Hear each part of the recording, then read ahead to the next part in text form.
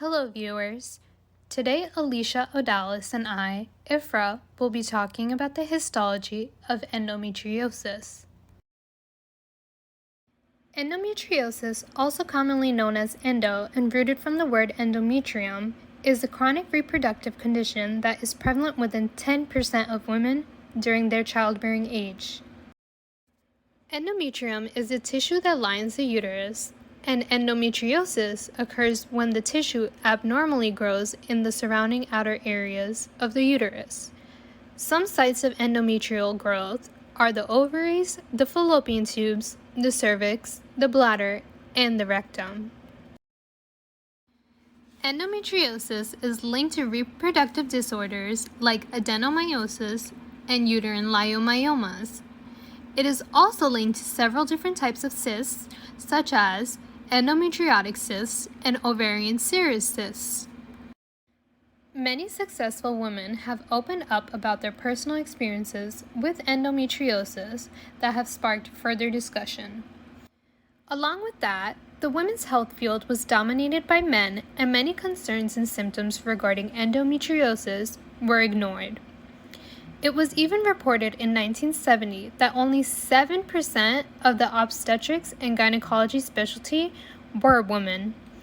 The American Medical Association reported in 2019, nearly 50 years later, that the OBGYN field is now nearly 60% female, which has been a big step forward for women. When speaking of the reproductive disorder, we know that the main organ that is affected is the uterus. In this cross-section, we are able to view the three layers of the uterine wall and the sublayers. The outer layer is the perimetrium. It functions to protect the uterus by secreting fluid to reduce any friction. The middle layer, the myometrium, is composed of three layers of smooth muscle with copious blood vessels. The inner layer is the endometrium, which undergoes changes during menstruation. The endometrium is further broken down into two layers, the functional layer and the basal layer. The functional layer, also known as the stratum functionalis, is composed of simple columnar epithelium which may or may not be ciliated. The epithelial cells proliferate and migrate to replace the lost epithelium after menstruation. The functional layer is also composed of endometrial stroma, which is highly cellular with stellate cells, macrophages, and lymphocytes. Its main function is cell proliferation and replacing lost lamina propria. The last sublayer of the functional layer is uterine glands, which are formed through the process of stroma invagination. The entire functional layer takes up to 2/3 of the endometrium, and it is entirely lost during menstruation. As we know by now, endometriosis is a disease that affects the endometrium tissue within the uterus. But how does this occur? Well, there are many factors that contribute to the cause of endometriosis. Today, we'll be speaking about 5 common causes for this disease. Our first possible cause for endometriosis is retrograde menstrual flow. As we know, in a normal menstrual cycle, a woman's ovaries will release hormones that will signal the lining of the uterus to thicken. The lining, called the endometrium, thickens to receive a fertilized egg. If the egg isn't fertilized, the uterus sheds the endometrium lining through the vagina. This is what is known as the common menstrual period. Though for women with endometriosis, the endometrial tissue grows on the exterior of the uterus for reasons that aren't clear. The misplaced tissue then responds to the hormones just as it would inside the uterus. The tissue begins to thicken and then sheds and bleeds with every menstrual cycle. However, the blood and tissue that are shed outside of the uterus cannot leave through the vagina and are left trapped within the body. The trapped endometrial tissue can irritate the surrounding tissue and cause inflammation and pain. Scar tissue known as adhesions may form, which can stick an organ to another and can cause serious complications such as infertility.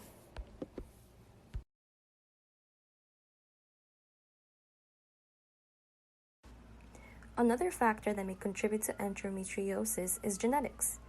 Though information on genetics related to endometriosis aren't clear, scientists discovered a potential genetic mutation related to endometriosis late last year, 2020. The ARID1A mutation has been associated with severe forms of this disease, and scientists are studying potential treatments to target this new mutation. Our immune system is made to protect our body, but there are also moments when it can go out of balance, and when this occurs, your body is vulnerable to foreign invaders or internal errors. It's thought that the people with endometriosis may have abnormal system responses, yet researchers are still searching for the root cause of endometriosis, but a faulty immune system is still in consideration. Hormones and surgery are also causes for endometriosis. Higher levels of hormones can trigger an imbalance within the body. In this case, a type of estrogen called estradiol is solely responsible in regulating the growth of the uterine tissue. When this hormone peaks a high level, it can trigger inflammation and pain, causing endometriosis.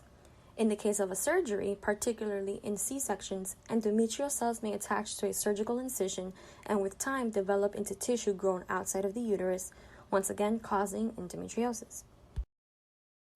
Many women who have endometriosis experience different symptoms. In the following section, I will speak about the symptoms most common within the community of women who experience endometriosis. Dysmenorrhea is a clinical term for chronic pain. Women who experience dysmenorrhea suffer painful abdominal cramps due to high levels of prostaglandins, which are hormones that make the uterus contract during childbirth. Such pain requires treatment, which we will speak about further on. In addition to painful cramps, many women also experience dyspareunia, a medical term for painful intercourse.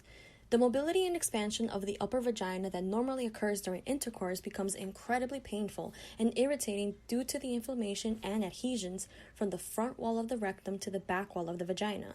Here we can see an image comparing and contrasting what a normal cul-de-sac or pouch of Douglas looks like compared to one with endometriosis. Other symptoms that most women experience is infertility due to adhesions to the ovaries and cysts, which need to be surgically removed as they can progress and become cancerous. Unfortunately, symptoms may worsen over time. There are 4 stages in endometriosis. In the first stage, we can spot superficial lesions. In the second stage, we can see minor yet deeper lesions. In the third stage, endometriomas become more apparent on the ovary. This is the stage where adhesions also form. In the fourth stage, endometriomas exceed the length of 2 centimeters and adhesions begin to attach themselves to other tissues nearby. Unfortunately, stage 4 requires surgical removal as the endometrioma cyst may rupture and cause internal bleeding. In the following diagram, we see the glandular epithelium and stroma of normal endometrium in images A and C, while images B and D display utopic endometriosis during cycles of menstruation. Now that we know the common symptoms of endometriosis, let's explore treatment together. There is no cure for endometriosis, but there are treatments available for pain and to limit progression of the disease.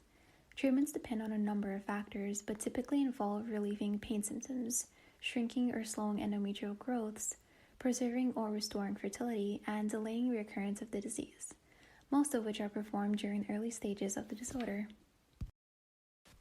Laparoscopy is performed to diagnose endometriosis through identifying lesions and to remove endometrial growths known as implants.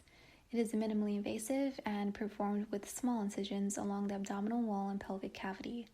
Surgeons may use the tissue for biopsy or burn endogrowths and remove lesions. This results in a faster post-op recovery time and temporary symptom relief. In this image, displayed is an endometriotic cyst being drained along with red and black lesions of damaged tissue.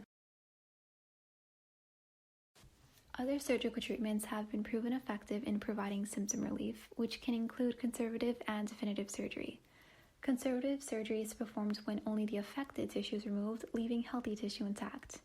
Definitive surgery involves a hysterectomy of the uterus that can include removal of the ovaries and cervix.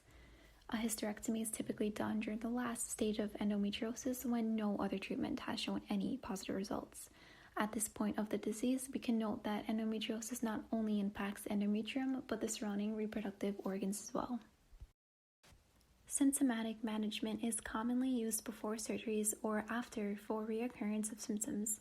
Patients can take painkillers, undergo hormonal treatments to mimic pregnancy or menopause, or stimulate production of estrogen and progesterone to ultimately cease menstruation.